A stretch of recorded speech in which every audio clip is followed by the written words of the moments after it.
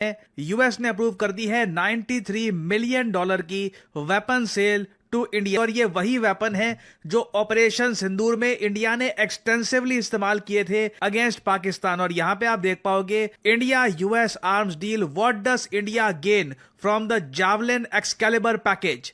92.8 million के नए सौदे कर रहा है अमेरिका भारत के साथ। देख रहा हूं कि जेवलिन नामी कोई मिसाइल है वो ट्रंप इंतजामिया ने भारत को देने की मंजूरी दे दी है। ये जेवलिन मिसाइल है, इनके बारे में मैं आपको बता दूं, जो यूक्रेन रशिया वॉर हुई है ना, उसमें यूक्रेन ने ये javelin anti tank missile humongous scale पर यूज किए थे रशिया के अगेंस्ट। रशिया के कई टैंक्स को इन जेवलिन मिसाइल्स ने डिस्ट्रॉय कर दिया, और आज के समय यूएस कई फ्रेंडली कंट्रीज के साथ मिलकर जेवलिन मिसाइल को को प्रोड्यूस कर रहा है, और बात यह चल रही है कि बहुत ही जल्द इंडिया और यूएस भी इन जेवलिन मिसाइल्स को मिलकर मैन्युफैक्चर करना स्टार्ट कर देंगे। ये क्या शय है जी, ये हथियार, और इससे क्या हम कैपेबल हैं to deal with any missile like Javelin?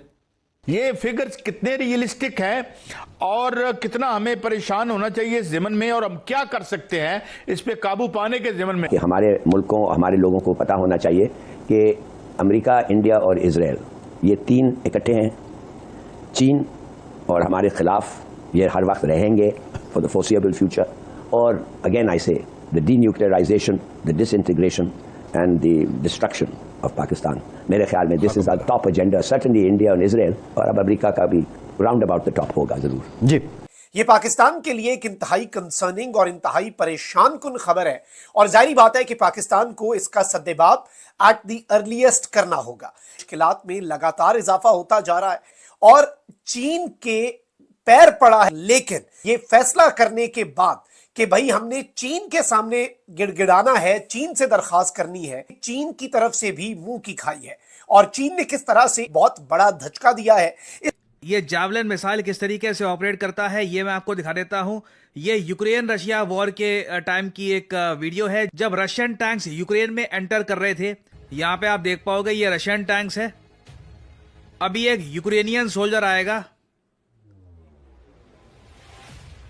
ये T-72B टैंक्स रशिया के, और ये यहां पे आप देख पाओगे ये है जावलिन। ये यूक्रेनियन या जो आप कह लीजिए रशियन लैंग्वेज है, उसमें ये जावलिन वर्ड यहां पर लिखा हुआ है।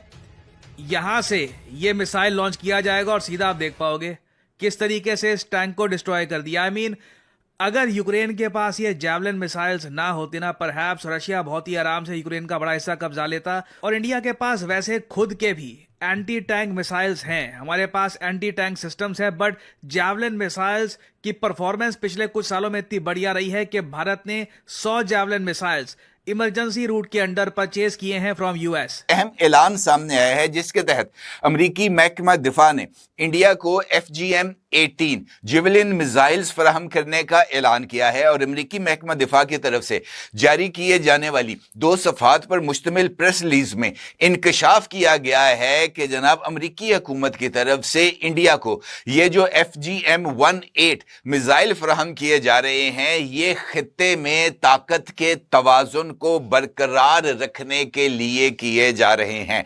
अब ये जो जुमला है यानी खित्ते में तवाजुन बरकरार रखना, ये इस्तिलाह अमेरिका की तरफ से क्यों इस्तेमाल की गई है, मेरे नजदीक ये बड़ा ही इंपॉर्टेंट सवाल है। और इस एक सवाल के अंदर ही अमेरिका की तरफ से इंडिया को ये जो हथियार फराहम किए जा रहे हैं, इसकी वजूहात भी पोशीदा हैं।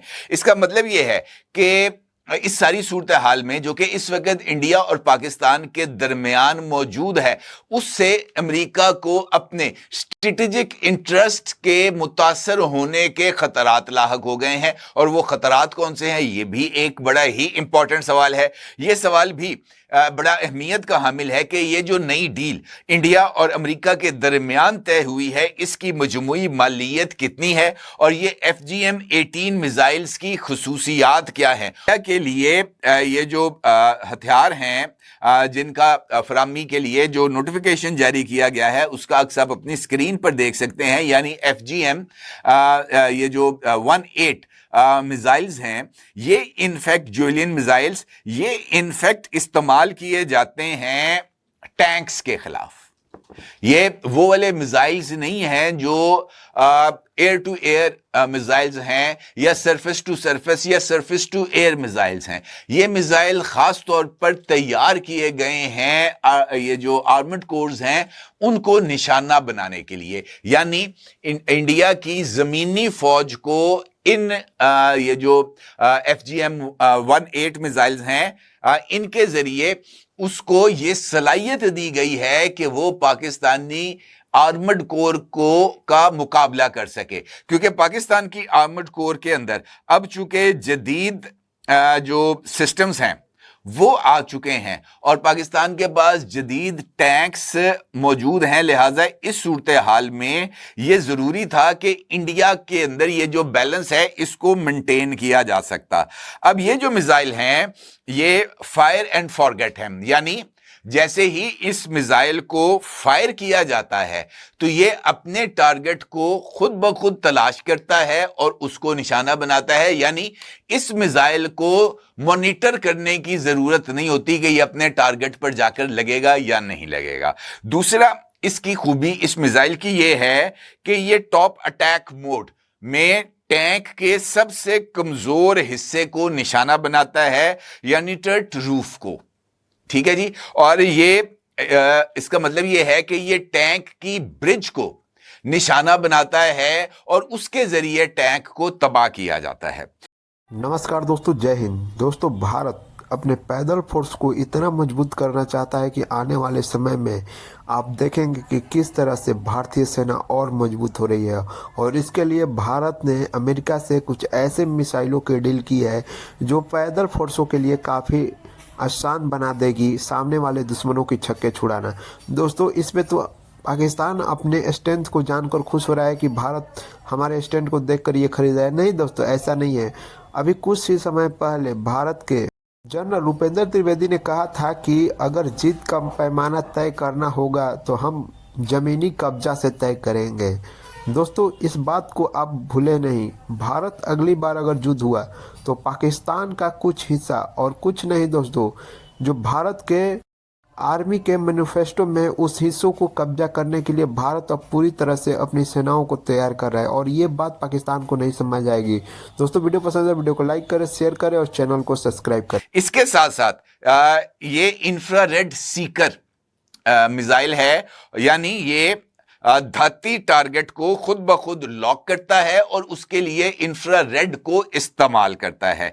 इसकी बुनियादी रेंज 2.5 से 4 किलोमीटर तक है, यानी 2.5 किलोमीटर से लेकर 4 किलोमीटर रेंज तक कोई भी टैंक मौजूद होगा तो ये मिसाइल फायर होने के बाद न सिर्फ खुद ब खुद उसका तयन करेगा बल्कि जाकर उसके कमजोर हिस्से यानी ब्रिज को अटैक करेगा और उस टैंक को यह तबाह करेगा।